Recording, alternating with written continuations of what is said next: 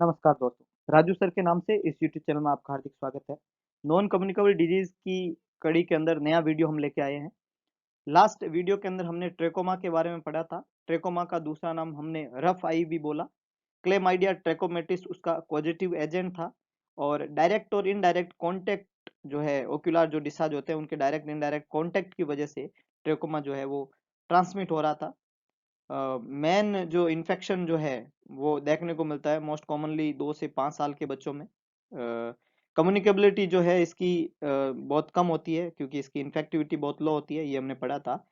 और drug of choice जो है वहाँ पे ट्रेकोमा में हमने एजिथ्रोमाइसिन पढ़ा कि इसकी ट्रीटमेंट ऑफ चॉइस के अंदर एजिथ्रोमाइसिन यूज में लिया जाता है। सेप स्ट्रेटर्जी बहुत इंपॉर्टेंट थी जो एग्जाम में पूछी जाती है, वो ट्रेकोमा से संबंधित थी, जिसमें एस का मतलब सर्जरी था, ए का मतलब एंटीबायोटिक का यूज करना था, दैट इज एजिथ्रोमाइसिन। एफ का मतलब फेशियल क्लीनलीनेस होता है और ई का मतलब एनवायरमेंटल इंप्रूवमेंट होता है। तो ये कुछ खास बातें ट्रोकोमा के बारे में आपको याद रखनी है। बाकी पूरी डिजीज को समझने के लिए आप जो है प्रीवियस वीडियो जो है वो जरूर रेफर करें। आज हम नया वीडियो लेके आए हैं नॉन कम्युनिकेबल डिजीज के अंदर और इस डिजीज का नाम है रेबीज, है ना। बहुत इंपॉर्टेंट डिजीज है रेबीज, तो हम आज पढ़ने वाले हैं रेबीज के बारे में। रेबीज जो है इसका पैथोजेनिक फीचर जो है वो हाइड्रोफोबिया होता है, तो रेबीज का दूसरा नाम जो है वो हाइड्रोफोबिया है। हालांकि हाइड्रोफोबिया का अगर मतलब की बात करें हम, तो हाइड्रो मतलब वाटर और फोबिया मतलब फियर, तो यहाँ पे जिस मरीज को रेबीज हो जाता है उसको वाटर से फियर रहता है। हालांकि कुछ लोगों के अंदर एरोफोबिया भी वहां देखने को मिलता है, एयर से फियर वहां पे देखने को मिलता है, लेकिन ज्यादातर जो है वाटर फियर इसमें पैथोग्नोमिक फीचर के रूप में उभर के आता है। रेबीज जो है उसका पॉजिटिव एजेंट की हम बात करें तो इसका पॉजिटिव एजेंट होता है लासा वायरस। रेबीज जो है उसका पॉजिटिव एजेंट जो होता है वो रहता है लासा वायरस टाइप 1। ये बुलेट शेप का वायरस होता है, न्यूरोट्रोपिक आरएनए वायरस इसको कहलाते हैं, है ना। बुलेट शेप का न्यूरोट्रोपिक आरएनए वायरस है, न्यूरोट्रोपिक है इसलिए न्यूरोलॉजिकल एलिमेंट यहाँ पे ये करता है। तो lyssa virus type 1 bullet shape neurotropic RNA virus ये कहलाता है, जो रेबीज का पॉजिटिव एजेंट है। रेबीज जो होता है इसके जो ये वायरस है जिसको रेबीज वायरस हम कह सकते हैं, रेबीज का वायरस रेबीज वायरस जो किस फैमिली का है, लासा वायरस टाइप 1 फैमिली का। तो ये जो रेबीज का वायरस है, ये रेबीज वायरस दो तरीके के होते हैं। एक को हम बोलते हैं स्ट्रीट वायरस, एक को हम बोलते हैं street virus, street virus SV इसको लिखते हैं हम लिख। और दूसरा जो रेबीज का वायरस होता है इसको हम बोलते हैं फिक्स वायरस FV। एक होता है स्ट्रीट वायरस और दूसरा होता है फिक्स्ड वायरस SV और FV, स्ट्रीट वायरस और फिक्स वायरस।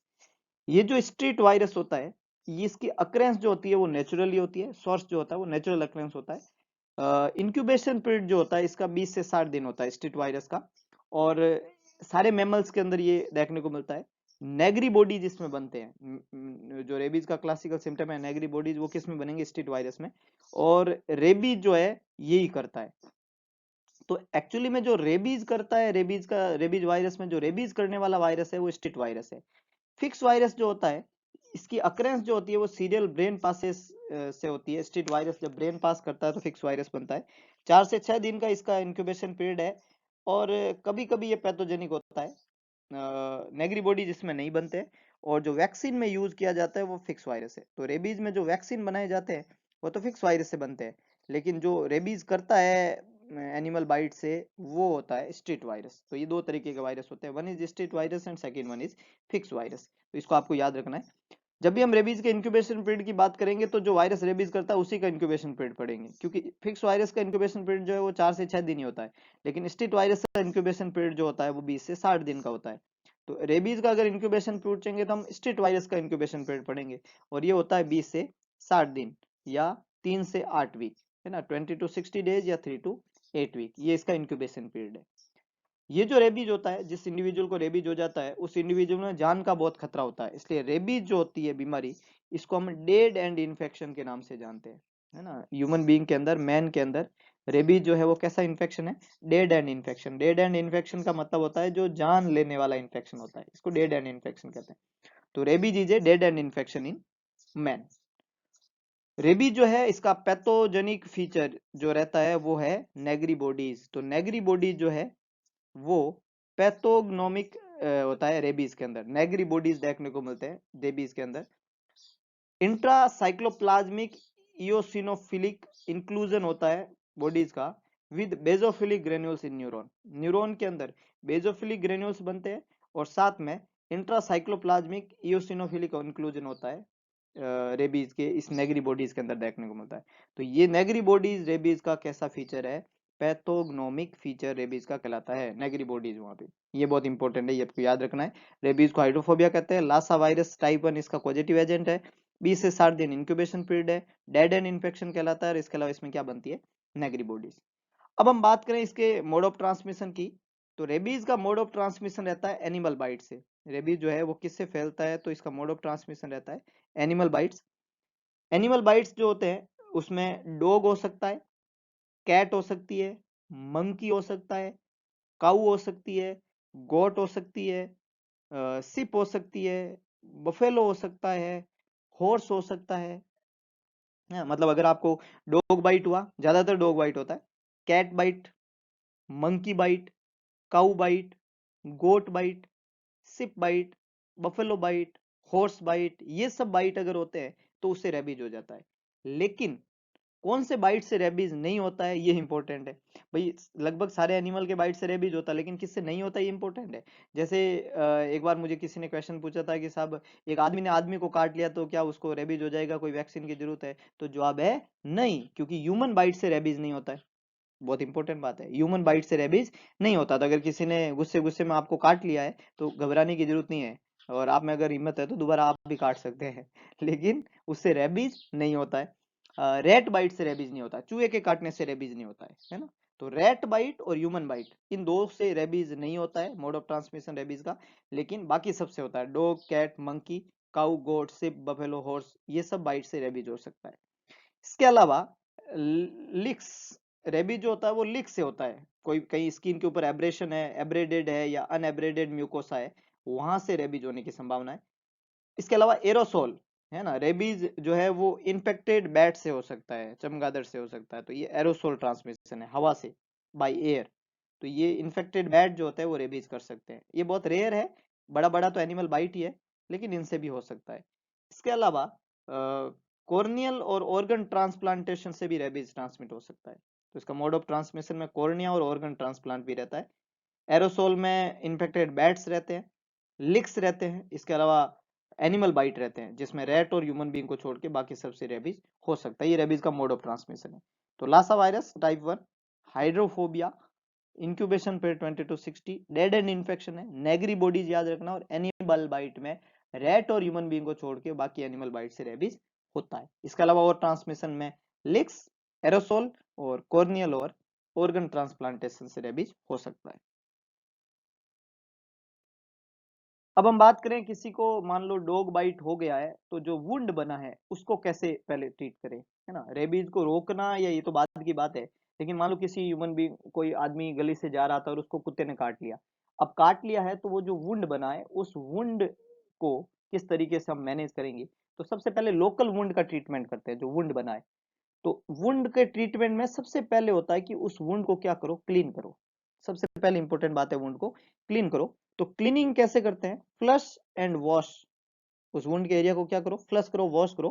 किसके साथ में? Plenty of soap and water, running water में 5 से 10 मिनट तक लगातार जो वुंड बना है उसको फ्लश करो और वॉश करो with plenty of soap and water. साबुन, कोई भी अच्छा साबुन जो घर में नहाने का साबुन काम में लेते हैं उसको यूज करके रनिंग वाटर में 5 से 10 मिनट तक उस वुंड को क्या करो, फ्लश और वॉश करते रहो। ये पहला तरीका है, इसको क्लीनिंग कहते हैं।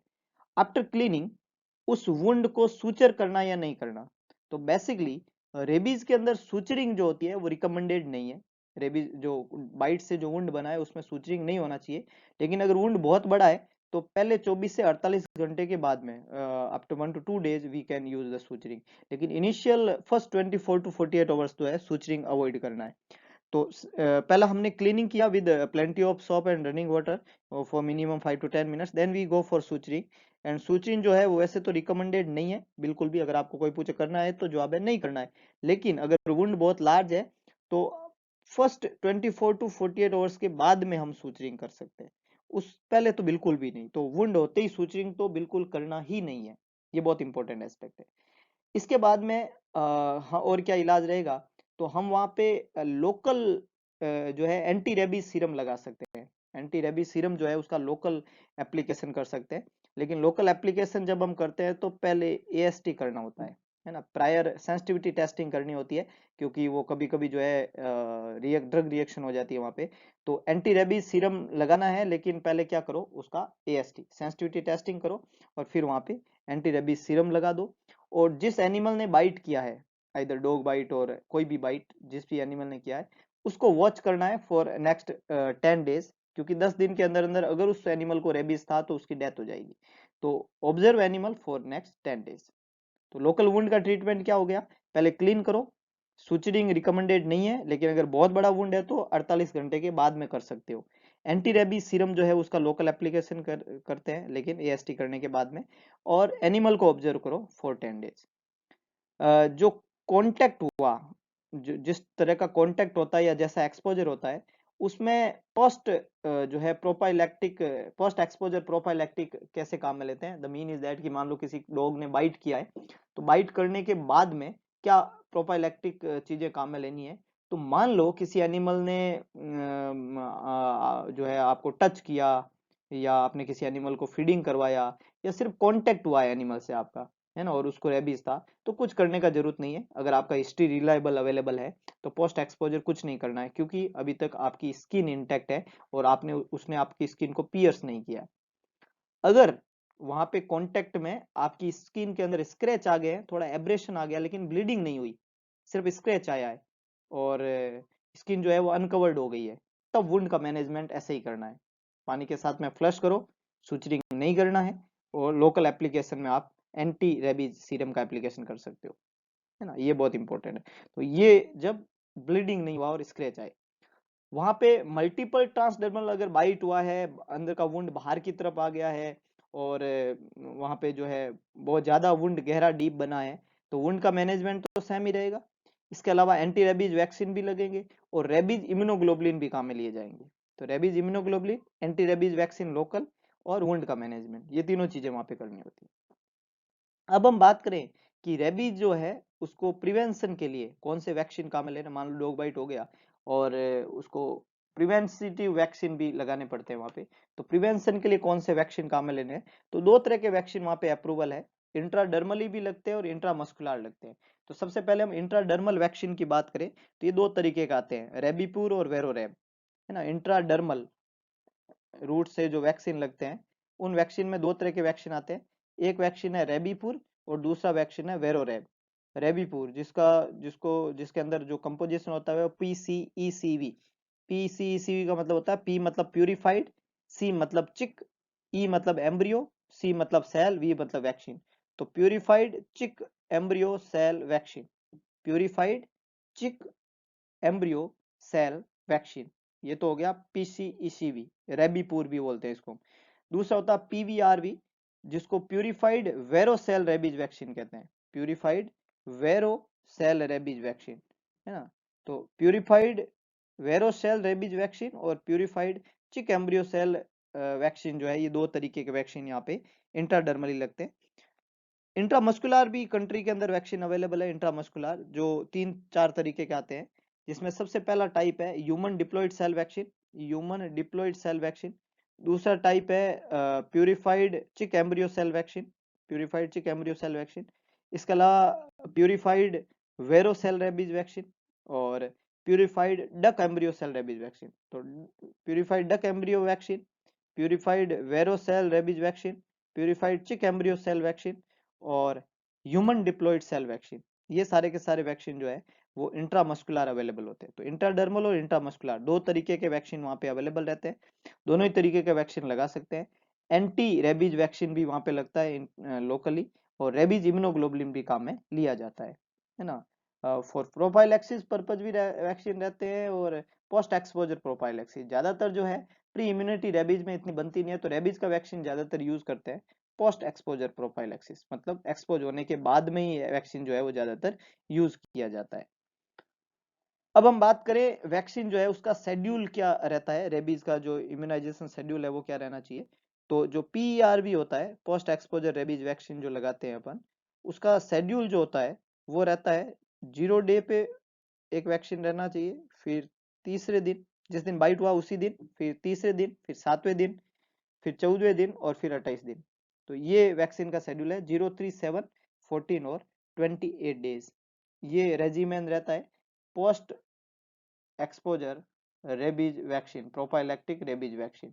तो post exposure prophylactic rabies vaccine जो है वो इस तरीके से वहां पे काम में लिया जाता है रेबीज के ट्रीटमेंट के अंदर। इंट्रामस्कुलर इंजेक्शन जो है उनकी हमने बात की, वो भी लगाते हैं। वॉल्यूम जो होता है वो जो डोज होता है रेबीज वैक्सीन का, वो इंट्रामस्कुलर डोज होती है वो 1/5 जो इंटरडर्मल डोज है उसकी 1/5 होती है।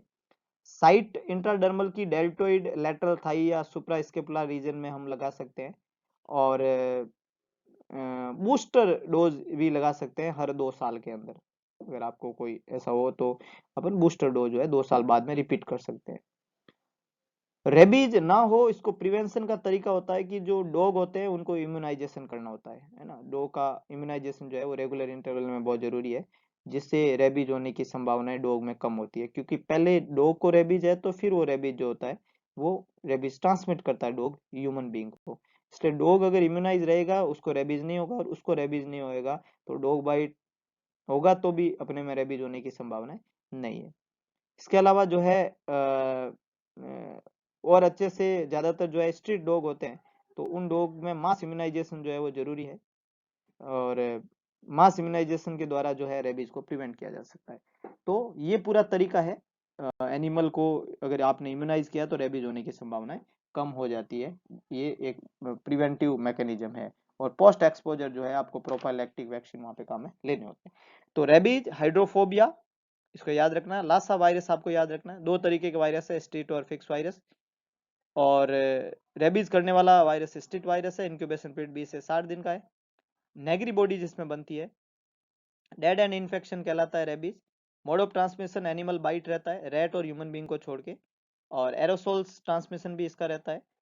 रेबीज जो होता है इसमें वुंड जो बनता है उसमें क्लीनिंग बहुत जरूरी है with soap and water, running water, और सुचरिंग रिकमेंडेड नहीं है।